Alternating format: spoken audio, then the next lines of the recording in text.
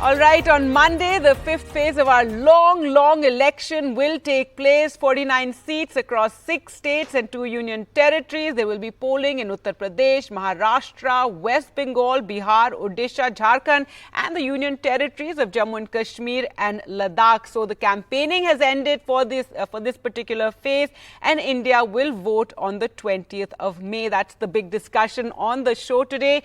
Some of the key candidates in this fifth phase include Rahul Gandhi, of course, from Rai Bareli, his mother's constituency. Smriti Irani, the union minister, contesting from Amethi, though she's not faced with any Gandhi there. Rajnath Singh from Lucknow, Brij Bhushan Sharan Singh's son, Karan Bhushan Singh from Kaisarganj, and that was a controversy with the opposition hitting out and saying he's just a proxy. Lalu Prasad Yadav's daughter, Rohini Acharya, contesting for the first time from Saran against the BJP's Rajiv Pratap Rudy. Also, Union Minister Piyush Goyal facing his first electoral contest from Mumbai North, and National Conference Vice President Omar Abdullah from Baramulla. So those are some of those key contests in this particular phase of elections. Well, let's go across now to our reporters who join us for more on the elections. And let's go across to Prabhakar first, who joins us from Patna. And Prabhakar, in this phase, 5 seats of Bihar go to the polls.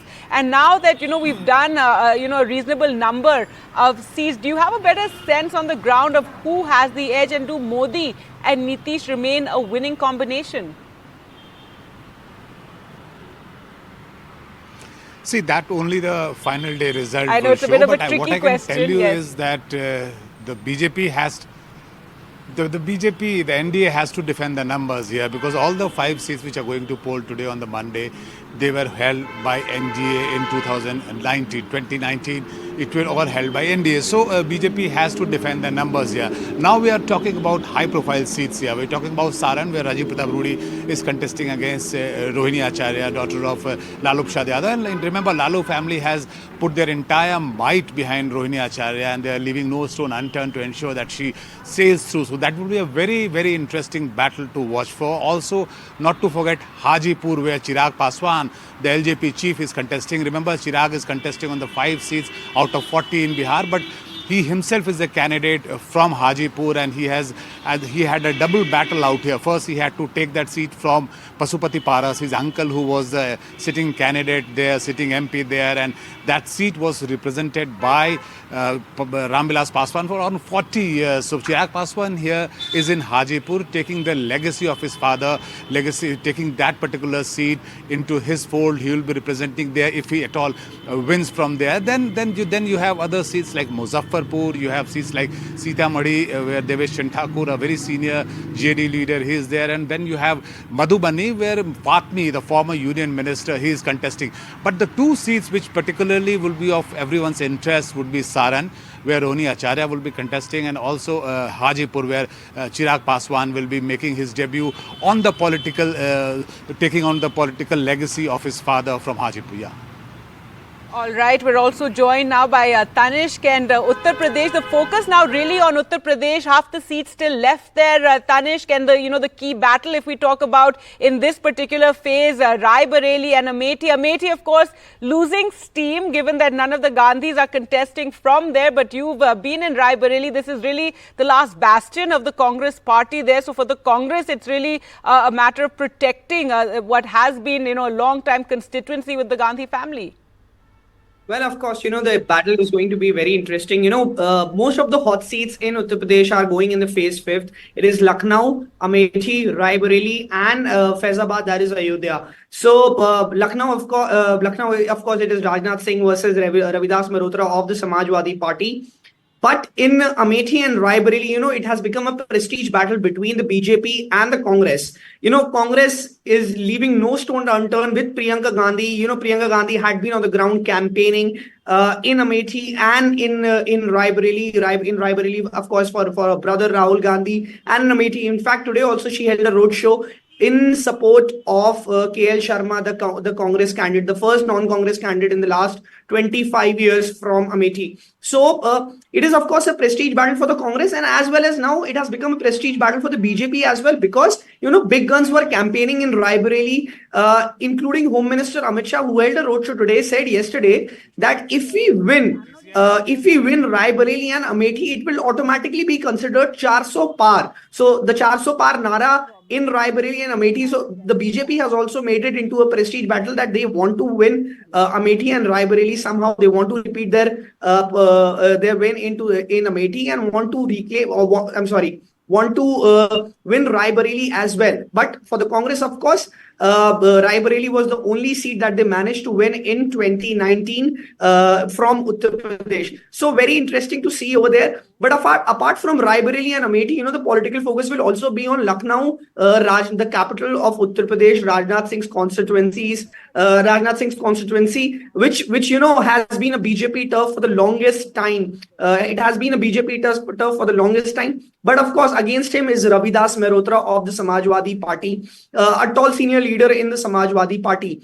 Apart from that, it's of course the Faizabad district, the whole, the political, the district which has, shaped the political discourse currently, the Ayodhya district. From there, it is Lallu Singh of the BJP. He has been a 5-term MLA and a 2-term MP. Against him is a 6-time, a former minister of the UP government of the Samajwadi Party, Avdesh Prasad. But all the focus, the key 2 seats that will be talked about in this space will be, of course, Raebareli and Amethi, because of the Gandhis, Rahul Gandhi come fighting from Raebareli, and this time a non-Congress candidate fighting against Smriti Irani. Yes. Right, Gandhi, contesting that seat after a long time. And in this particular phase, it was 13 out of the 14 seats that the BJP won. These seats that go to elections in 2019, they won 13 out of the 14. And the one being, of course, Raebareli. Also interesting, always the BJP has the Prime Minister really leading the campaign from the front. And just over the 16th and 17th, he addressed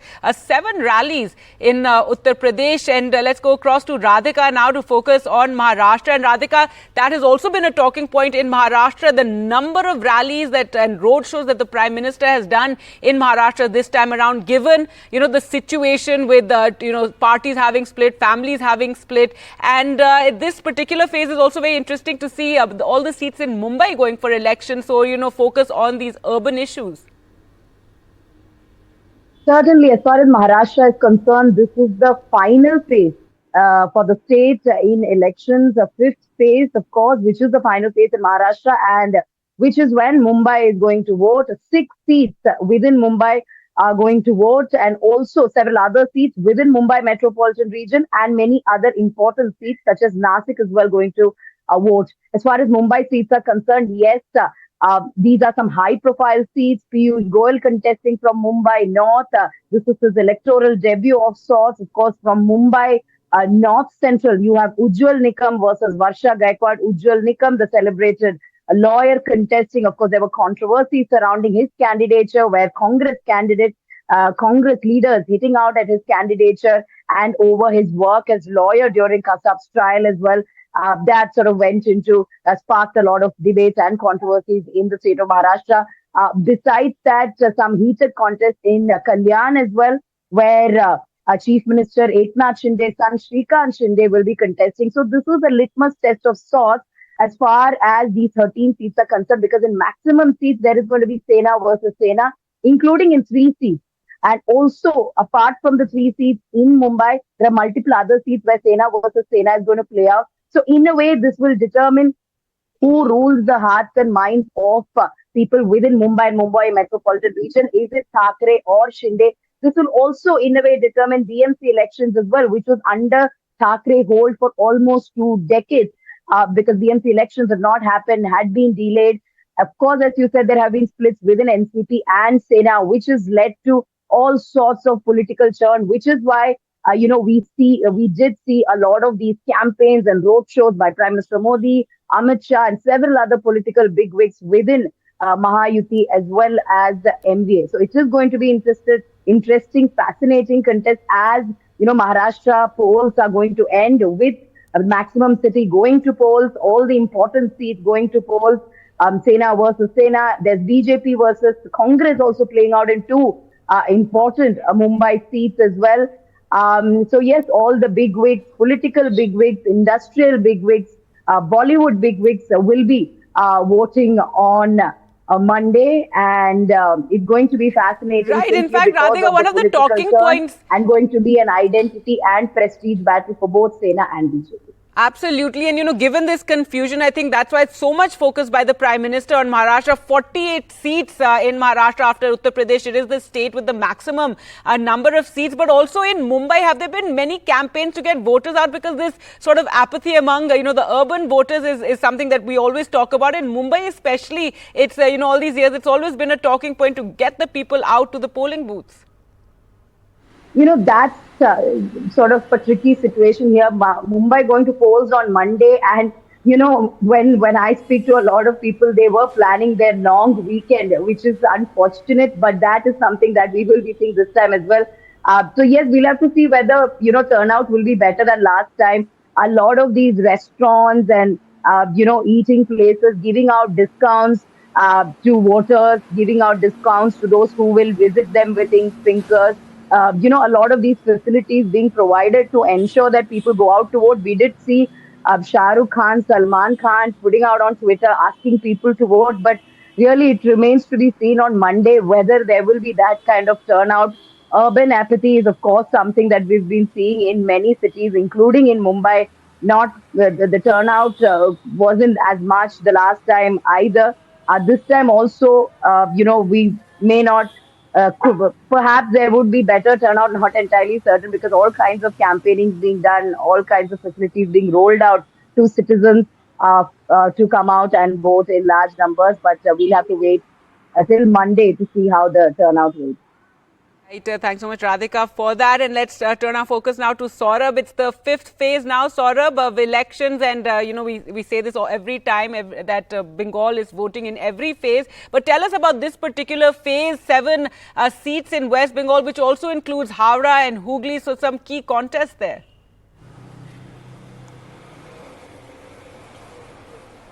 Absolutely. This is one of the most important phases, and after this you have the slogovers in this election, if one can call it so, given the fact that the Calcutta city, Kolkata and all surrounding areas vote in the next 2 phases. But this is also areas that are close to Kolkata. You also have seats like Barakpur, which is a fight between the incumbent MP Arjun Singh and the State Minister Partha Bhaumik, who's been fielded by the TMC. Then you have the seat of Hooghly, where actor Rachana Banerjee, who is also the host of a very, very popular television show in West Bengal, Didi Number 1, and she's of course taking on Lokit Chatterjee of the BJP, who also is someone who's actually, giving a tough fight to Rachana Banerjee, given that she's been the incumbent MP. Then you have Howrah, again surrounding Kolkata. Then you have other seats like Bonga, which is very important and interesting to watch, given the fact that Shantanu Thakur, the union minister, is contesting from there. And the impact of the CAA, the Citizenship Amendment Act, is likely to be seen in great measure in this seat, because this is a Mothua-dominated seat in West Bengal, and the Mothua community and the Thakurbari, which is a huge, significant place for the Mothua community, is located in this Bonga seat, and Shantanu Thakur is contesting from there.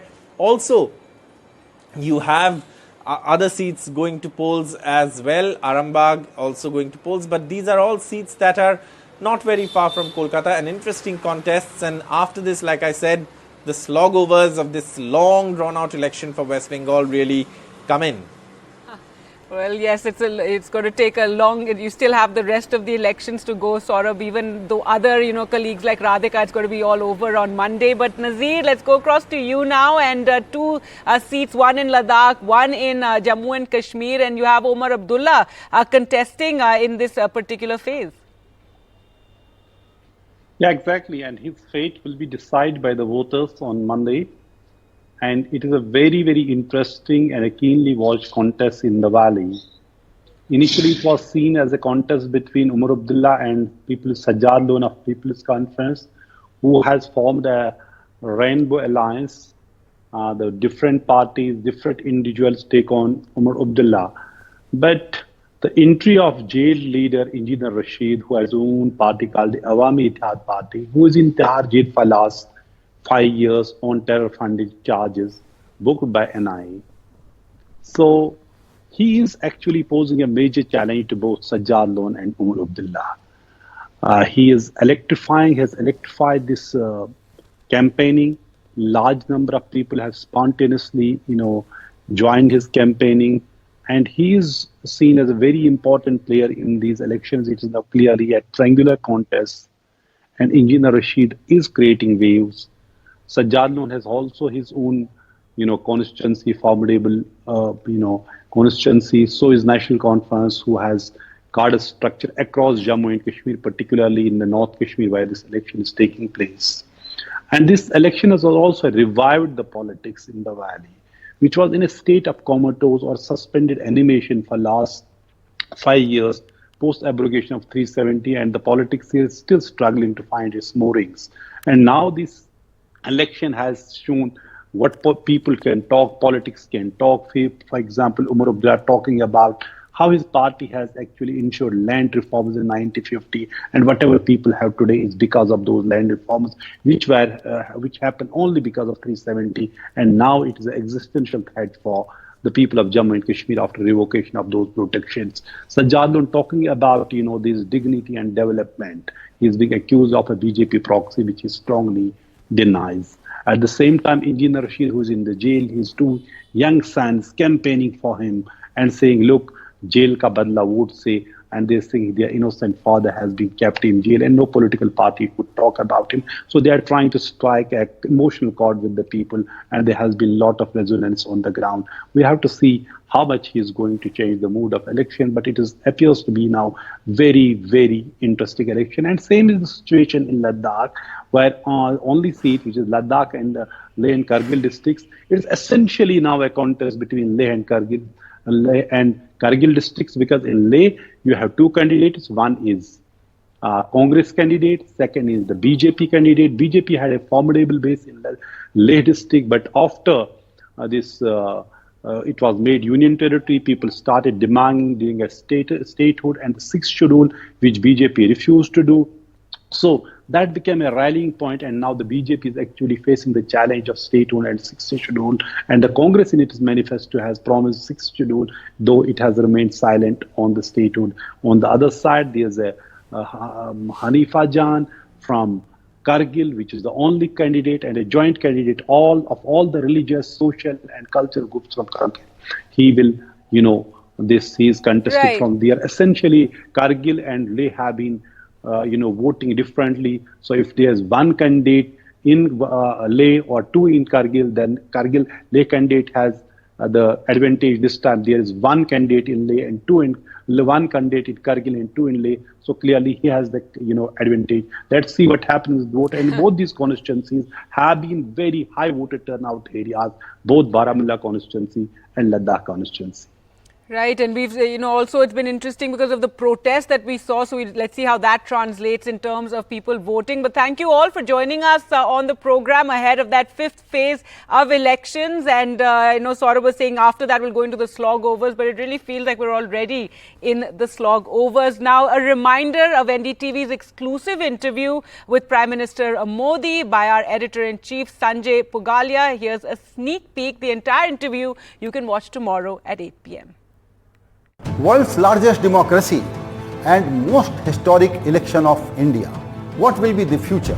In special conversation with Prime Minister Narendra Modi, only on NDTV. एक तो scope बहुत बड़ा होना चाहिए, टुकड़ों में नहीं होना चाहिए. दूसरा, स्केल बहुत बड़ा होना चाहिए और स्पीड भी उसके अनुसार हो रहे.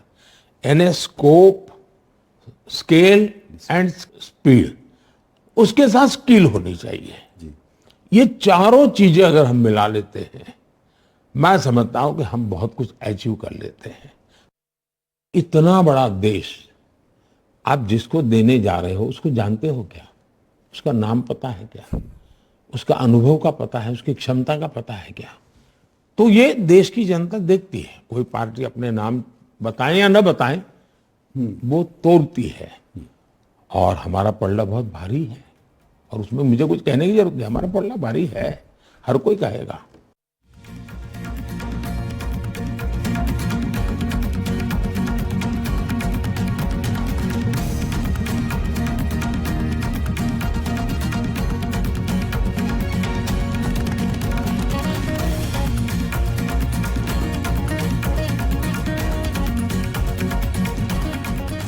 So do remember to tune in for that exclusive interview tomorrow at 8 p.m. with Sanjay Pugalia and Prime Minister Narendra Modi. Now let's talk about the fifth phase of elections, and we have 49 seats going to the polls on Monday. Joining us to talk more about this and how this election is looking currently as we're nearing the end of this long election, we have Riju Datta, spokesperson of the Trinamool, Ghanshyam Tiwari with us, spokesperson of the Samajwadi Party, and Aarti Jairath will also be joined by Congress and BJP voices. But Aarti, first to you, what is it looking like now? You know, we've done 4 phases. We're just going into the 5th phase of elections now. Before the elections began, you know, this whole slogan of 400 par, it seemed very, you know, the BJP sounded very confident of it. It became a little wavering, I think, you know, during the first couple of phases. But once again, we're hearing the resounding 400 par. We're also, the focus is on Uttar Pradesh now. So how is it looking to you now? Gargi, I think this is one election, you know, for which one should not make any predictions because it's very, very difficult. It's been swinging, you know, from phase to phase. We've seen, you know, different issues, different narratives, you know, the kind of rhetoric started off very soberly, then went into very polarizing, divisive rhetoric. Now it seems to be going back again to, you know, something, you know, a little more balanced, you know, with the BJP walking a tightrope between charging up its core constituency, you know, with polarizing rhetoric and trying to retain the you know, the other Hindu vote by, you know, kind of, you know, playing down the polarizing rhetoric. So it's a very, very fine balance that the BJP is trying to strike. You know, what is really interesting about this 5th phase is, you know, that there are 2 legacy battles here which are in play. One is, of course, the Gandhis, whether they can retain Raebareli and Amethi. You know, particularly Amethi, since there is no Gandhi family contestant in the fray, and it's been left to you know, a family loyalist with Priyanka Vadra giving him backing. But the outcome will determine whether the Gandhis still retain their hold over these 2 long-time family bastions. And the other legacy battle which is in play is the one in Mumbai, where the Sena versus Sena battle is playing out. There are 6 seats in Mumbai, 4 seats in the greater Mumbai region. And of these 10 seats, there are 5 seats in which it is Sena versus Sena. You know, given that Mumbai is the birthplace of the Shiv Sena, it is very important for one of the 2 factions, or rather, I would say that the outcome would determine which is the real Sena and which is the Nakli Sena, as Prime Minister Modi called the Uddhav Thackeray faction. So, you know, these are really interesting. It's a very small phase, just 49 seats, but 2 very interesting battles that are in play here. One in Uttar Pradesh and one in Mumbai.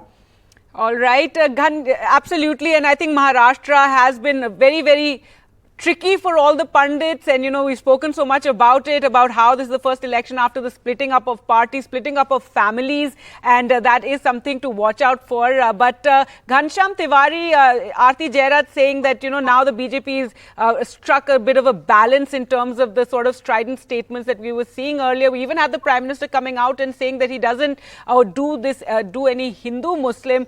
Your comments on that, and in this particular phase of the UP elections, 13 of the 14 seats in 2019 were won by the BJP. So this is, you know, one of those very tough phases for the Samajwadi Party in Congress. Good evening, Gargi, to you, my fellow co-panelists and the viewers. 3 things are absolutely interesting in this election. One is the brand Modi is melting like an ice cream on a hot summer day. It's melting every day. And no matter how hard BJP tries, it can't get the ice cream back.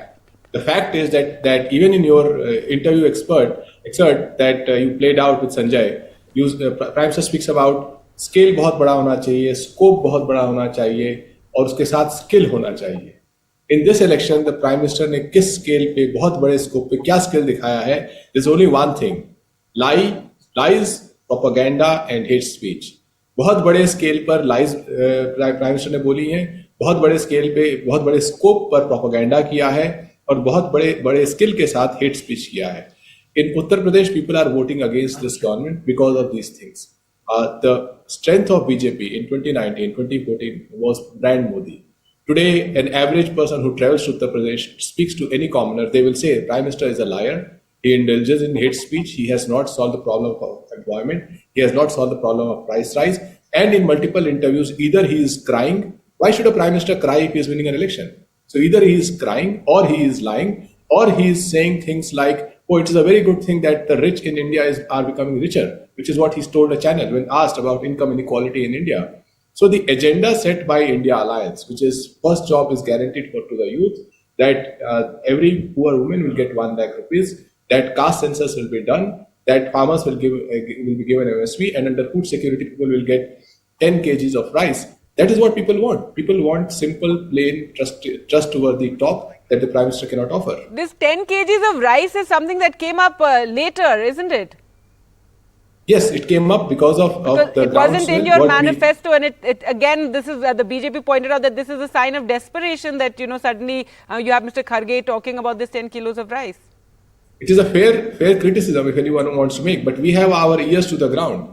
We know that people want a credible agenda that solves the crisis that in 10 years Modi government has put them in. They have put the middle class into poverty, and they have made the poor desperate.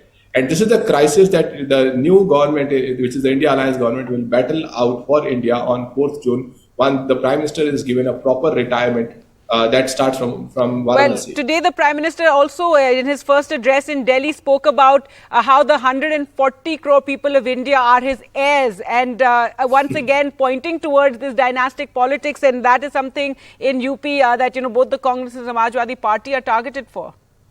Well, clearly Arvind Kejriwal, for which BJP is very angry, demonstrated how Mr. Amit Shah is the real heir of Prime Minister. And we all know that Mr. Jai Shah is the real heir of Amit Shah. That's one thing. Second is, if 140 crores were his heirs, then he would have visited Manipur. He would have sacked Braj Bhushan Sharan Singh. He would not have asked for votes for Prajwal Revanna, saying that empower him and you will empower me. He would have not stood with the rapist of Bilkis Bano. He would not have laughed at the fact that income inequality is rising in India and the rich are becoming richer and poor are becoming poor. The World Inequality Report on India says that 50 crore Indian adults have an average wealth of 1,73,000 rupees. And the 10,000 people that the Prime Minister wants to serve, their average wealth is 2,200 crore rupees. This is Thomas Piketty World Inequality Index report. So the real heirs of Prime Minister are the people who donated 13,000 crores to BJP in barely 10 years, whose 16 lakh crores were forgiven by this government. And the real heir of India, the Indian Constitution, are people of India. They do not want to believe in the Prime Minister, and as a result, they are retiring him. All right, RP Singh joining us, spokesperson BJP. Your response to what Mr. Ghanshyam Tiwari said? Well, I don't need to respond to him, but fact is that it's the frustration which is showing, and frustration in the SP, Congress, and the India Alliance showing. And then today, Arvind Kejriwal has been refused to attend the rally of the Congress party. They're not inviting him for the rally also. So this clearly shows that how much they are together also in various rallies and otherwise also. Okay, for namesake, yes, there's an India Alliance, but on grounds, there's nothing like India Alliance. My friend from TMC is sitting here. How much the India Alliance is there in West Bengal, we all know. And then I still remember Mamata Banerjee's statement, which stated, she said that they will contest some 300 seats and win not more than 40. So why shall I waste giving up seats in Calcutta? So this is what the total alliance is. But my friend Ghanshyam Tiwari spoke about a lot of things, but he's missing a few things which is part of the agenda. He said that we have ear to the ground and we can go by what Mr. Kharge said. Instead of 5 kilo, we'll give 10 kilo. But Mr. Kharge also has said in their manifesto that they will implement the personal laws back. I mean, it states on page number 8, para number 7, it says Congress will ensure that it will get the personal law for the minorities back. This is there in their manifesto.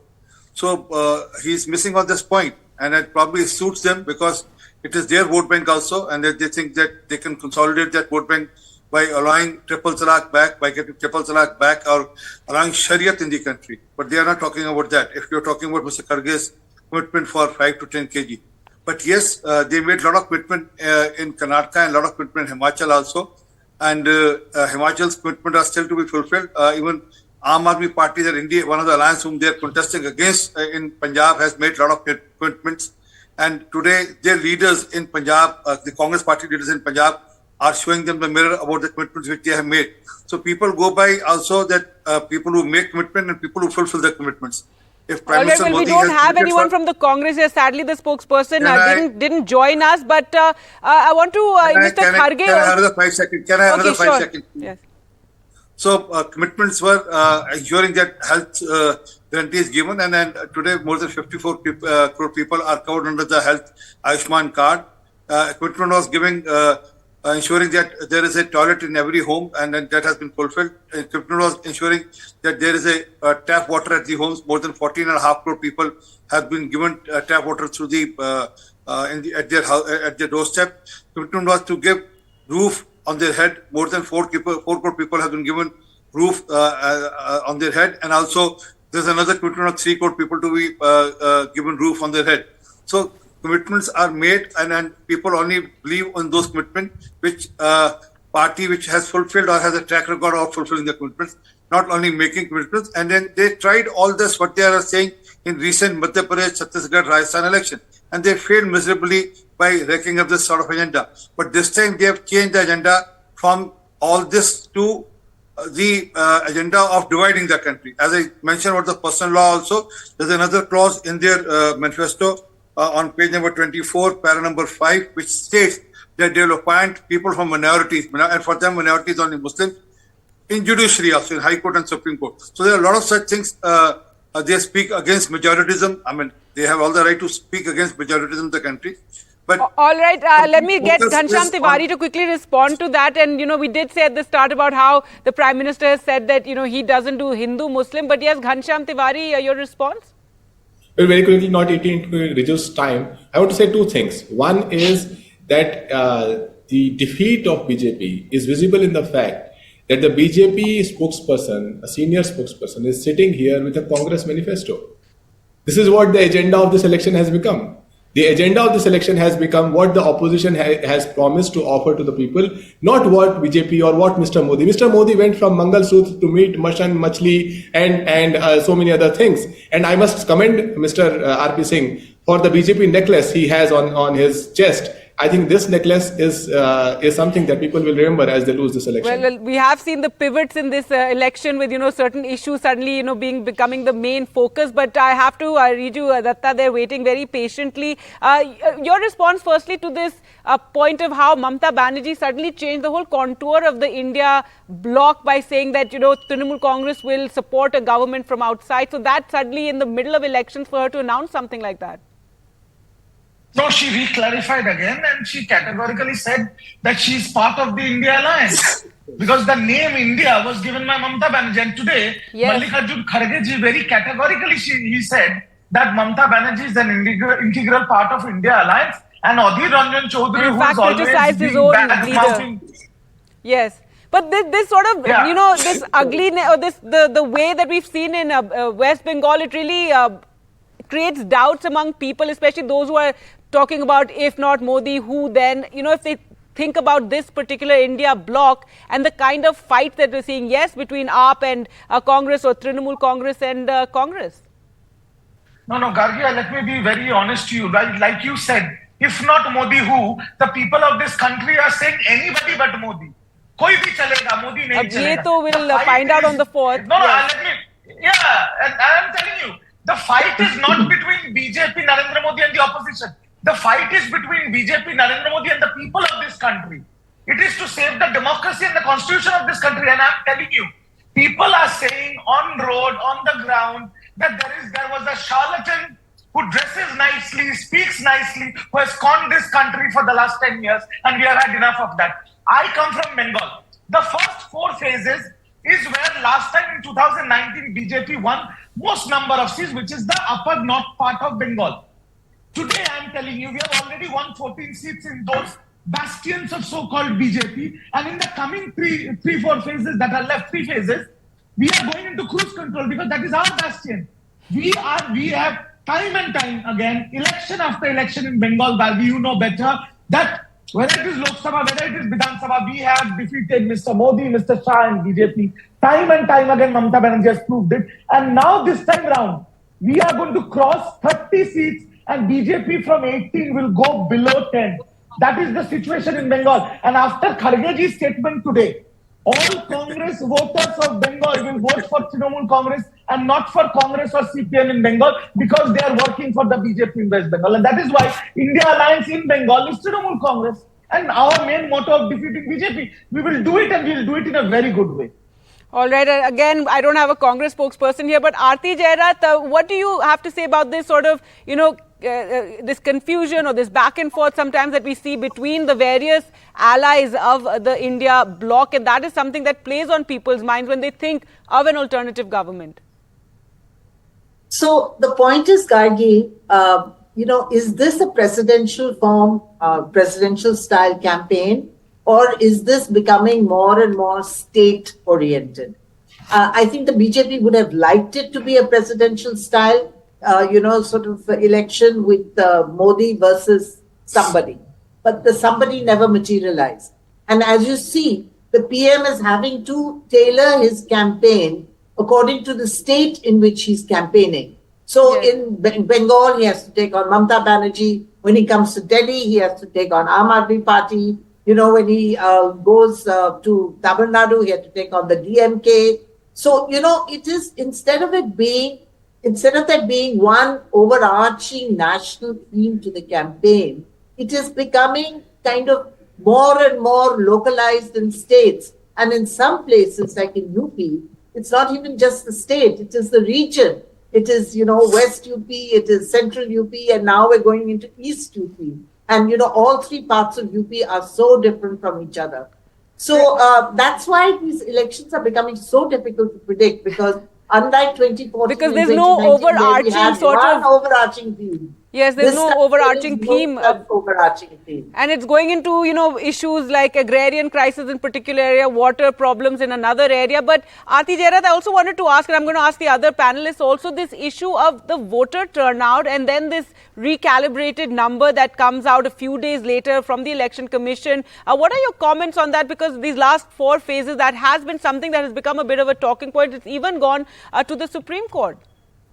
I know, and this is what has really confused us actually, because the because first 6% is huge now number of people when it comes to India. Absolutely, and the only thing that can explain the PM's sudden switch from a very sober campaign concentrating on development and his achievements to this very polarizing rhetoric, where it became all about using catchphrases for Muslims, is really because voter turnout seemed to be very, very low. So, for the first time, the Election Commission has released approximate figures. They haven't even given exact figures. All right, Ghanshyam Tiwari, your comments on that? On this whole issue of voter turnout and this, the numbers and how they increase after a few days? The Election Commission has destroyed its own credibility. One, not reacting to the hate speech that the Prime Minister made rally after rally, and two, coming up with numbers that are not believable. When 97 crore people vote, and you are going to say that there is a 6%, 7% difference between the voting day and some other day, many days later when you release the data, that 6%, 7% is roughly 6-7 crore people. Where is the Election Commission getting this 6-7 crore extra voters?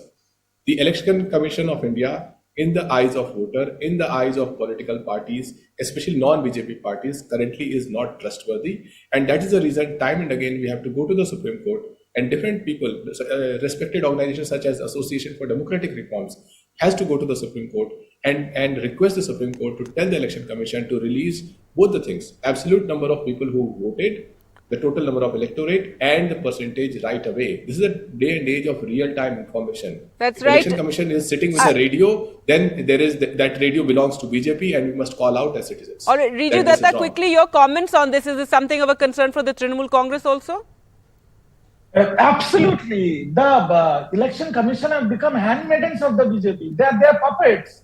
Right now in Bengal, they are trying to save a little face by issuing show cause notice to BJP leaders who are going left, right, giving communal speeches and abusing our leaders. But apart from that, they are doing jack. They are not doing anything. So I will request the election commission that please go back in time and watch some videos of Mr. TN session, grow a backbone, and do what is needed to be done. Right, RP Singh, your response to this, because this is a concern among other parties. We were talking about the recalibrating the turnout numbers. That was the focus. So that the Supreme Court has also asked for a response from the Election Commission. Well, first on Riju Datta's earlier comment on number of seats BJP is going to get, probably was chanting about his number of seats. 10, he said, and mark my word, I'll sit with you on 4th of June, and 10 will be their tally this time. And then Riju Datta, please do come on Gargi's show. We will ensure that we have the final tally. See you on 4th. Sir, please. Thank you so much. So kind of you. Secondly, also on voter turnout, yes, there's a concern. And the data which was compiled, probably there's some problem with that. Election Commission should answer that. And I'm with you on this, that data can be released in today's world. Data can be released immediately. Yes. By within 24 hours, probably. And it should be done. I'm with you on that. This even the reporters, the journalists have also made this request to the Election Commission that, why is it taking so long? We want absolute numbers. How is it, you have these recalibrated from 61%, it jumps to 67%. So that has been something that's been very confounding. Well, and Gargi. Can I say something, please? Sure, quickly, and then Aarti will last word to Aarti. Yes. In your panel, I'm the one who has contested 4 elections, and I have a contested election on ballot paper also, and a contested election on EVM also.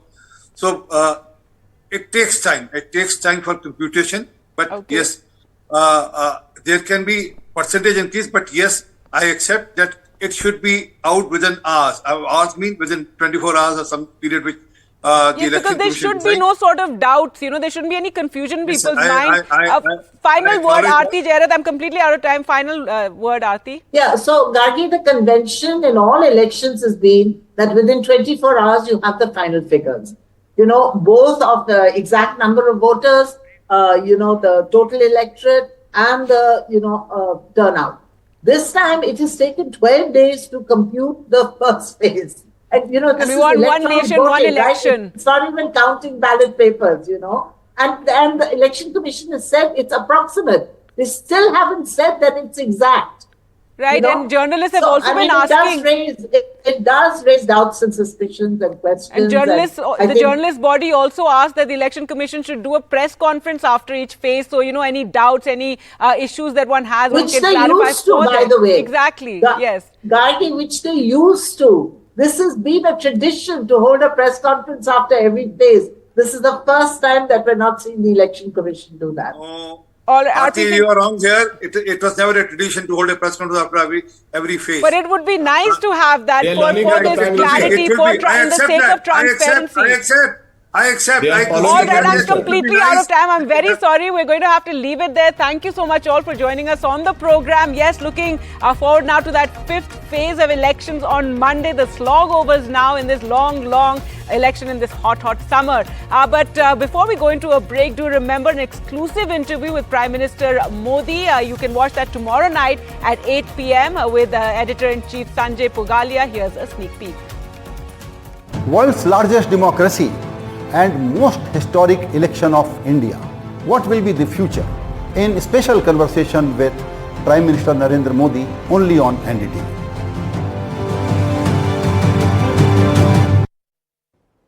एक तो scope बहुत बड़ा होना चाहिए, टुकड़ों में नहीं होना चाहिए. दूसरा स्केल बहुत बड़ा होना चाहिए और स्पीड भी उसके अनुकूल हो रहे. यानी स्कोप, स्केल and speed. उसके साथ स्किल होनी चाहिए। ये चारों चीजें अगर हम मिला लेते हैं, मैं समझता हूं कि हम बहुत कुछ अचीव कर लेते हैं। इतना बड़ा देश आप जिसको देने जा रहे हो उसको जानते हो क्या? उसका नाम पता है क्या? उसका अनुभव का पता है? उसकी क्षमता का पता है क्या? तो ये देश की जनता देखती है। कोई पार्टी अपने नाम बताएं या न बताएं, वो तोड़ती है। और हमारा पलड़ा बहुत भारी है, और उसमें मुझे कुछ कहने की जरूरत नहीं, हमारा पलड़ा भारी है, हर कोई कहेगा।